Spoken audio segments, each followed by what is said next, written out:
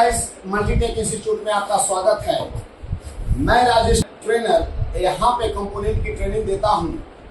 आज मेरी टॉपिक है कैपेसिटर, कि आखिर कैपेसिटर होता क्या है और हमारे सर्किट में काम क्या करता है। तो सबसे पहले जानते हैं कि कैपेसिटर की ये डिनोटिंग लेटर होती है। डिनोटिंग लेटर का माने होता है एक ऐसा पहचान चिन्ह जो आपके बोर्ड पे ये लिखा होता है, जिससे शुरुआती दौर में यानी शुरुआत में आपको कंपोनेंट पहचानने में आसानी हो। जितने भी कंपोनेंट होते हैं सभी का एक डिनोटिंग लेटर यानी कि अल्फाबेट नंबर दिया गया है, उससे हम पहचान लेते हैं कि ये बोर्ड में ये कंपोनेंट लगा हुआ है।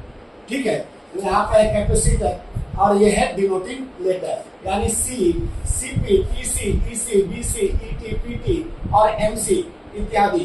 ये भी कम है और भी हो सकते हैं, नथिंग इशू। और ये है सिंबल। सिंबल में मैंने बनाया है कैपेसिटर का, तो ध्यान दीजिएगा यहाँ पे कि कहीं कहीं प्लस और माइनस भी लिखा है, एक में प्लस और माइनस नहीं लिखा। इसकी वजह है कि कैपेसिटर भी हमारे दो टाइप के होते हैं, यानी कि एक पोलरिटी वाला कैपेसिटर होता है जिसमें टर्मिनल प्लस और माइनस इंडिकेट रहता है, और एक होता है नॉन पोलरिटी का जिसमें कोई टर्मिनल फिक्स नहीं होता है कि ये प्लस है या माइनस। जो आप सिंबल यहाँ पे देख रहे हैं जिसपे प्लस और माइनस लिखा है, ये पोलराइज के लिए है, और जिसमें न प्लस है ना माइनस लिखा हुआ है न पोलराइज के लिए है। तो ये सिंबल भी आपके बोर्ड पर ही मिलेगा। ठीक है, तो अब जानते हैं कि कैपेसिटर क्या करता है। तो सबसे पहले देखते हैं कि कैपेसिटर होता कैसा कैसा है। ठीक है, तो हम चलते हैं कैमरे पे और कैमरे पे पहले देखते हैं। जैसा कि आपको दिखाई दे रहा होगा, मैंने कोशिश की है कि जितने टाइप्स के होते हैं करीब करीब मैं यहाँ पे आपको दिखाऊं। ये सारे बड़े छोटे और भी छोटे कलर बॉडी में ये सब सारे क्या है, कैपेसिटर है। इधर भी कैपेसिटर है, इधर भी कैपेसिटर है। ये सारे कैपेसिटर है जो कि आपके बोर्ड पे मिलेंगे और भिन्न भिन्न कलर में ये मिलेगा। ठीक है, तो पहचानना सबसे पहले होती है कि कैपेसिटर है या नहीं। अब कैपेसिटर करता क्या है देख ही रहे होंगे, इतने टाइप का मिलेगा। बोर्ड भी आपको दिखाएंगे तो बोर्ड में भी आपको नजर आएगी चीज। ठीक है, तो कैपेसिटर का काम क्या करता है? तो कैपेसिटर एक ऐसा इलेक्ट्रॉनिक कंपोनेंट है, अगर मैं शॉर्ट में बोलूं तो ये सर्किट में सप्लाई को मेंटेन करने का काम करता है। मेंटेन मींस स्मूथ बना के रखता है।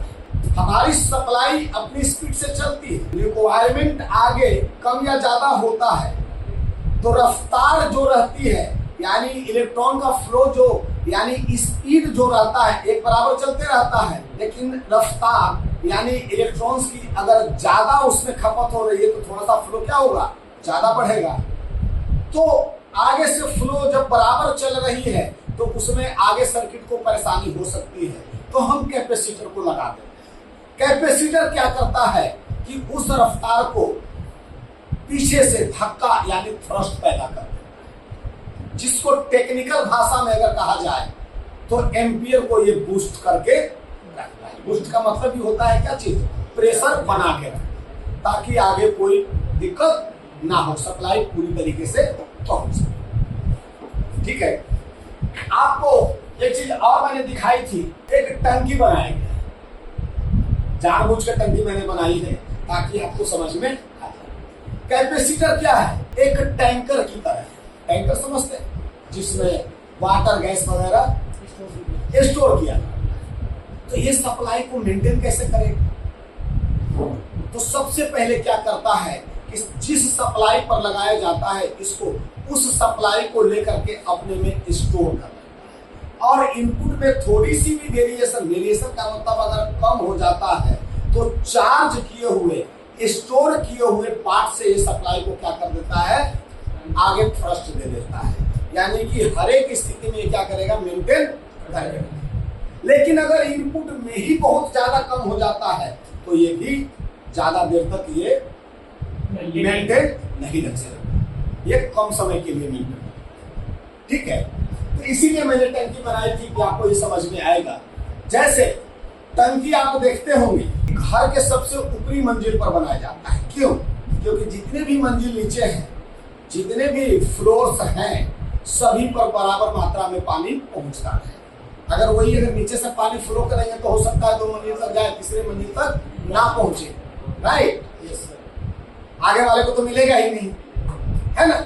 इसीलिए ऊपर बैठाते हैं ताकि कोई भी पानी का यूज करे, कभी भी ले तो टूटी खोले तो बराबर मात्रा में उसको पानी मिल जाए। तो कैपेसिटर भी वही काम करता है। जिस सप्लाई पर यूज किया जाता है, सप्लाई भी हमारे सर्किट में अलग अलग होती है, सेम सप्लाई तो हर एक जगह नहीं होती, तो उसके अनुसार कैपेसिटर को वहां पे लगाया जाता है। और कैपेसिटर क्या करता है, उस सप्लाई को पीछे से थ्रस्ट लेकर रखता है, यानी कि मेंटेन।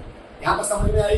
अब जैसा कि मैंने जिक्र किया था सिंबल के हिसाब से कि सिंबल इस तरह के बनाए गए, है ना।